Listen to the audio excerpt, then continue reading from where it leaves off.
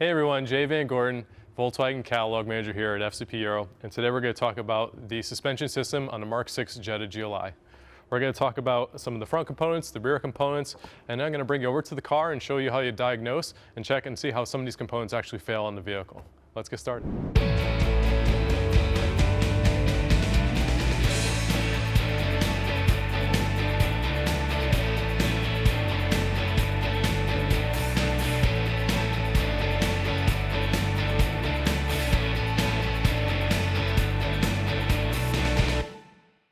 All right, so the Mk6 Jetta GLI was based off the PQ35 platform. Just like various other models, it's going to have the McPherson strut set up in the front. Some of the same components you're going to find in all these cars. We'll start off at the top. So you're going to have your upper strut mount, your upper strut bearing. So that's going to be located on top of the strut. All these fail, the mounts go bad, they get weak over time. They are made of rubber. There are some alternative options. We'll get into that a little bit later. From the strut, attached to the strut is going to be your sway bar link. One end attaches to the strut, the other end goes down to the sway bar itself. From there, you're going to have your lower control arm. There's a couple bushings at both ends. On the other end is going to be your ball joint. The ball joint is going to connect to your steering knuckle itself, and then also you're going to have your steering components like your inner and outer tie rod ends. Rather than talk about all these components and how they fail on the bench, it's going to be more beneficial if I actually bring you onto the car and we'll go over some of these components there and I'll show you some of the weak points and how they fail. Let's go. All right, so we're under the car.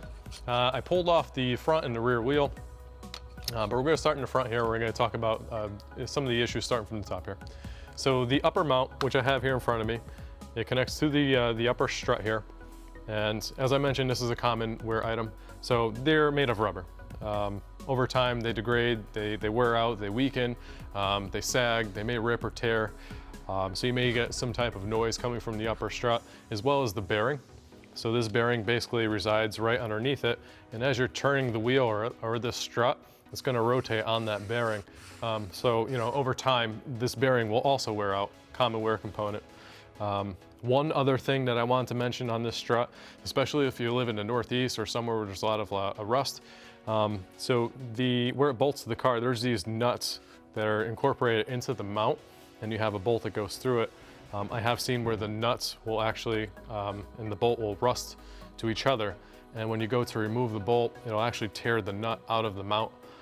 So if you're looking to do any type of suspension work, especially on a car that has like a little bit more mileage on it, and if you look up here and you see a lot of rust on those bolts, just help yourself out and get some PB Blaster or some kind of rust penetrant, maybe like a day or two before you do the job.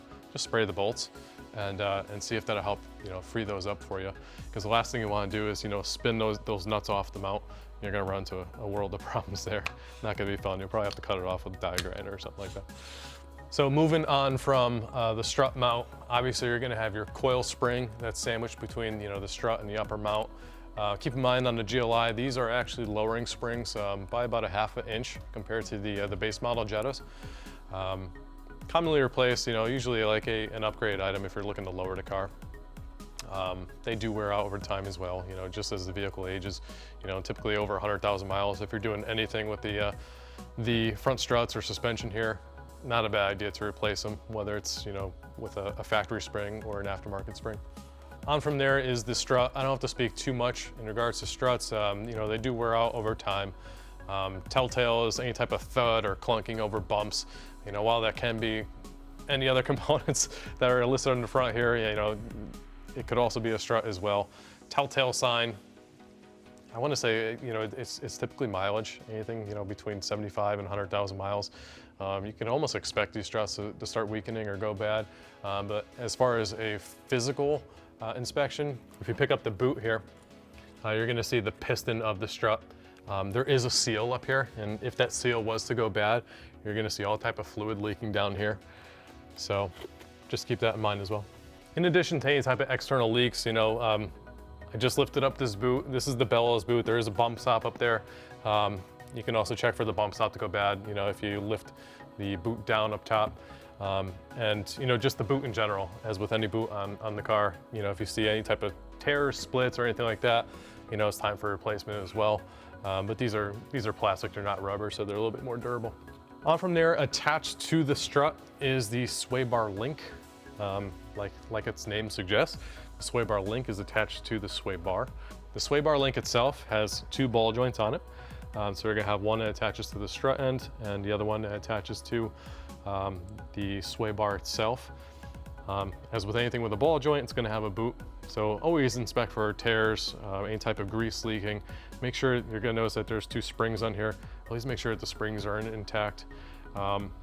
And you know, the best way that you can check for wear on these, or if there's any type of play in the ball joint, you can get a pry bar and kind of wedge it on, you know, maybe the subframe and the sway bar itself, and kind of just, you know, get a little wiggle room on there. But most commonly, you know, if it's bad enough or has play, if you just tug on the sway bar and pull down, if there's a little bit of play in any of those ball joints, you're gonna feel that play. So, I mean, that's the easiest way to tell. When you're driving down the road and you transfer the weight of the vehicle and you hear a clunking noise as you're doing that, that's typically gonna be your sway bar links. So because these are such a common wear item, you can expect these to fail on you probably between 60 and 80,000 miles. It's very easy to replace, it's very common. You know, basically there's just 2 bolts here. It is held in by a triple square, so there's a counter hold. So you want to counter hold this stud to prevent it from turning while you back off this nut. And same thing on the bottom here. From there, on the other side of the sway bar link is going to be your actual sway bar. Now that's bolted to the subframe of the vehicle by means of rubber bushings. So those over time, just like any rubber component, can deteriorate and cause squeaking noises. So you may hear that. With, you know, same thing when you're transferring the weight of the vehicle and you hear a little bit of a squeaking noise. You know, always inspect those bushings and make sure those are wearing. Other than that, you know, typical sway bar failure is when it breaks, and if you broke a sway bar, you have other things going on, and that's kind of a violent act. So you'll probably know it. But while you have the wheel off, also a good idea to inspect your brake components. So, you know, check the condition of the rotors, check the condition of the pads, make sure you still have some good thickness on there. Typically you want at least 4 millimeters of thickness. Anything less than that, you're gonna be expected to have to replace your brakes soon. As far as the rotor goes, look for any hot spots, any type of cracking, or any type of lip on the outer edge. In addition to the pads and the rotors, also check out your brake hoses, and you want to inspect those for cracks as well. In addition to your brakes, you have your drive axle, which is located right behind. Good time to get a visual inspection on the boots as well. So again, these are plastic boots, so you want to check and see if there's any tearing or any type of grease leaking. And that's going to be on both ends. That's going to be on the transmission side, and that's going to be on the steering knuckle side as well. So we want as far as we can, you know, with the car at this height. So let me lift the car up in the air, and we're going to go over some of the other components that you can find underneath. All right, as I mentioned, here's the other, the outer boot that's attached to the steering knuckle. So good time to get under here and inspect the boot. From there, you're going to have your control arm. Now the control arm, as I mentioned, it's stamped steel. You're going to have 2 bushings. You're going to have the forwardmost and the rearmost. And then on the other end, you're going to have your ball joint, which connects to your spindle. In regards to the bushings, best thing to do is actually get a visual inspection on these, or you could get a pry bar and check for any type of play. Typically, you're going to see some type of play from these rubber bushings, just like any rubber bushing, but you really want to check for excessive play.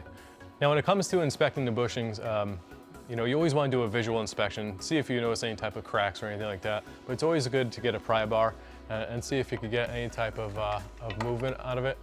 So basically, you want to find a good point on your subframe or any other chassis component that's going to be good enough to withstand a little bit of force, and just, you know, put a little pressure on it and see how much give you get.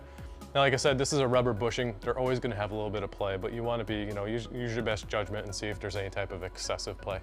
So if you come to the back of the rearmost bushing here on the control arm, and you put your pry bar, basically you can get a lateral movement here between the subframe and the bushing housing. You can just push up and you can kind of see how much play is in that bushing.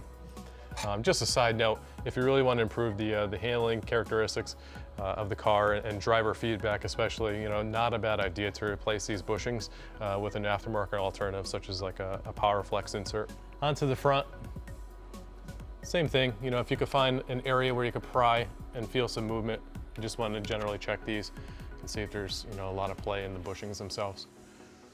But this car is fairly low miles, and these bushings look pretty good. All right, moving on from the bushings, we're gonna go to the other end of the control arm. So this is where the ball joint resides. So the ball joint, these three studs are gonna go through the control arm, which you see here on the car. And the other end is gonna go through the steering knuckle. So typically, what you wanna do to check for play here is same thing, find a good component. So what I'm gonna do is go between the control arm and the steering knuckle with my pry bar and just get a little bit of flex and see if there's any play. So it is a ball joint, it is designed to move. You're gonna have a little bit of movement, but you're looking for excessive play. So what we have here, you're basically just seeing the control arm flex. I mean, this is normal. By the feel of what I have here and the pry bar, this is completely tight, there's no play. All right, so now while you're down here, another thing to do is go over the subframe. And so the first thing I wanna look on these cars is at the dog bone mount. So not a bad time to check out the mounts. So these are made of rubber as well. Common problem on these cars for the rubber to crack, break, especially if you're driving aggressively. So, you know, you have a pretty good visual here of the bushing. It's not so much that you have to put too much leverage on it and check to see if there's movement. There is a lot of rubber. It's designed to have that, so there's going to be movement, but primarily you're looking for cracks. Another thing, you know, if you're looking to stiffen this mount up, and that's going to basically improve the motion or movement between the engine and transmission when you're shifting gears. There are some alternatives here. So there's alternative bushings, and then there's some inserts here by 034 Motorsports, which are fantastic as well. One other thing that's pretty common on these cars is the subframe twist, where it moves. So you have locating bolts on the subframe, and basically it keeps the subframe in a fixed position. But it's responsible for the, you know, the horizontal and vertical alignment. And what happens is over time that the subframe does flex a little bit. Now Volkswagen does have a TSB where there's updated bolts and hardware to improve this, but we find that the best solution is from 034 Motorsport, and they actually have a bolt locking collar kit here, and that'll keep the subframe in a fixed position and prevent any type of movement. How you know that the subframe is flexing is if you're, you know, driving over any bump, or like say the car is, you know, a little uneven on any type of pavement. So say you're entering a driveway and it's kind of slanted. If you're entering the driveway and you hear a little, like a pop, you know, that's typically the subframe moving. Or if you're coming to a stop and you hear like a little clunk, that could also be the subframe moving, you know, things like that. So just a heads up. All right, and the last thing I want to go over in the front of this car is actually the steering tie rod ends. So I want to show you how to check for play first. So basically, if you get any type of play in the wheel when you're rocking this back and forth, that's going to indicate that you have play in the tie rods. So you're going to have your outer tie rod here. The outer tie rod is connected to the steering knuckle. Same thing, that's going to have a ball joint. I've been over ball joints a few times on this vehicle, so you know what to look for. And attached to the other side, so you're going to have the inner tie rod that threads into the outer tie rod, and then that screws into your steering rack itself on the inside. From there, you're going to have a bellows boot that covers basically the inner joint and the inner tie rod end, and then you're going to have a locking nut here. Like I said, the common thing to look out for is play, but you can also see, like, if the steering rack was leaking, you would get some type of leaking coming out of this boot as well. There are seals on the outer side of the steering rack where the inner tie rod end bolts into, or screws into, I should say. So if you get any type of leaking, you know, you might need a steering rack at that point. But whenever you get play on either of these, you know, always a good time to inspect the boot as well. Any type of tear, rips, etc. All right, so that about wraps it up for the front of the car. Let's head back over to the bench, and we're gonna go over some of the components that are located on the rear of the car. So now we talked about the front, let's start talking about the rear, and that's really where the GLI shines. So the Mk6 Jetta GLI comes with a independent rear suspension or multi-link system compared to the base model, which is just a torsion beam setup. So starting from the top, you're gonna have your traditional shock that is separate from the coil spring. Shocks, just like anything else, you know, you're gonna have, over time they wear out. Attached to the shock is going to be your upper mount, which is also very prone to failure on these cars. From there, you're going to have your traditional sway bar link and sway bar. Now, here's the good stuff, is the actual 4 control arms on each end. The lower control arm, the upper camber arm, the tie rod, and then the trailing arm. So just like the front, let's head over to the car. I'm going to show you some of the things that go bad in these. All right, guys, so now moving on to the rear of the car. One of the key points of this car that separates it from the base model is the independent rear suspension, as I mentioned before. So what that entails is basically 4 independent control arms. So we're going to start with the trailing arm here, and next is going to be the tie rod. Up top, it's going to be a little bit difficult to see, is going to be your camber arm, and then you're also going to have your lower control arm. So primarily how these things fail is, there's going to be rubber bushings attached to the ends of all these. It's going to be redundant on all these. What you typically want to do is, get a pry bar, get a fixed point, and see if you can get any type of movement on these arms or on these bushings. So, just like that. Like I said, this car is low mileage, so you're not going to see a ton of movement. Another thing, obviously, is get a good visual inspection. So get your eyes on these bushings, see if there's any cracks, any tears, that sort of thing. There are some alternative replacement methods. So you could either buy the factory arm here, which is going to come, already pressed with a bushing installed.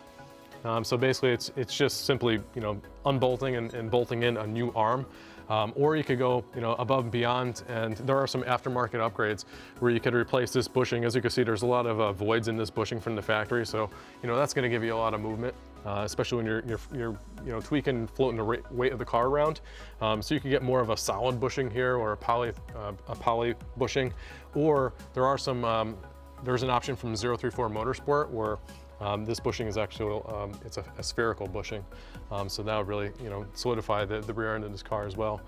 From there, 034 Motorsport also, they offer the adjustable camber arm as well. So that's gonna, just as it sounds like, it's gonna give you the ability to adjust the camber of the rear wheel. And onto the next arm would be an adjustable toe arm. 034 also offers that option as well. So aside from the control arms, you're going to notice that the shock looks a little bit different compared to the front. So the coil spring and the shock is independent of each other. Now this is actually a good benefit if you're looking to lower the vehicle or if you have to replace these rear springs.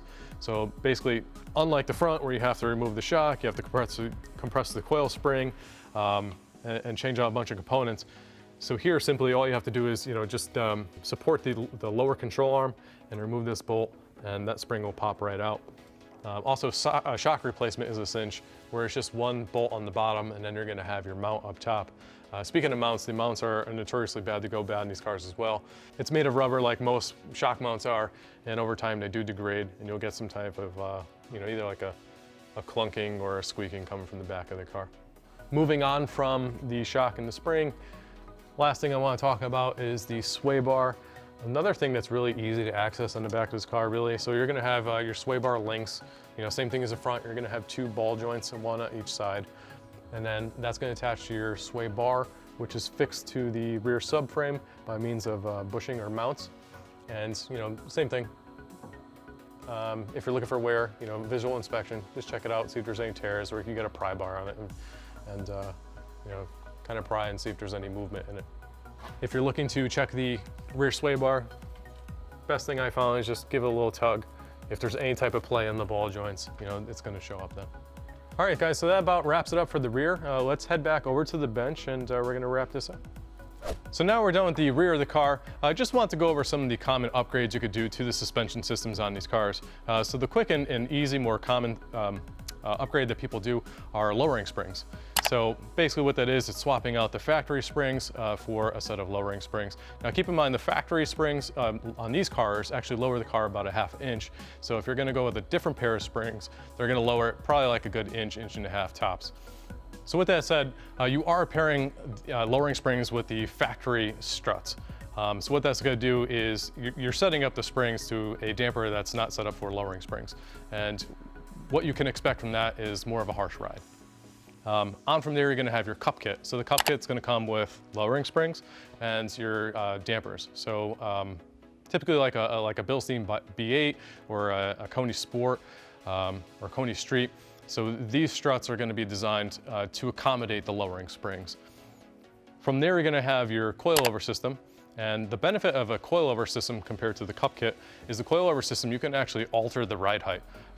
So you could raise the car up or raise it down, but with that said, every time you want to raise it or alter the ride height, you're going to have to remove the wheels, jack up the car and manually crank it, either the car up or down to your liking, whether you're on the track or just setting it up for street driving, whatever you may want. From there, you're going to have an airbag system. So similar to the coilover system, the airbag system, you can actually raise and lower the vehicle, but it's on demand and you can do it on the fly. So basically you're gonna have to have an air tank in the back, an air compressor. You're gonna have air lines running to each corner of the vehicle. So every strut in the shock, you're gonna have airbags. And on demand, you could either lift the car up or lower the car. So say you're coming up to a nice dip in the road or a pothole or something like that, and you catch it in time, you could simply lift the car up and then lower back down. So that's primarily the benefit of airbags over coilovers. However, airbags are not really designed for any type of racing environment. All right, guys, that about wraps it up. We went over quite a bit today. We went over the front system with the McPherson strut setup. We went over the rear system with the independent rear suspension or multi-link system. We went over how these components are assembled together. We went over some of the common things to look out for. With that said, I hope you all learned a lot. If you like this video, make sure to hit that like button. If you have any comments, don't forget to comment in the box below. And if you want to see more content like this, don't forget to hit that subscribe button. Thank you.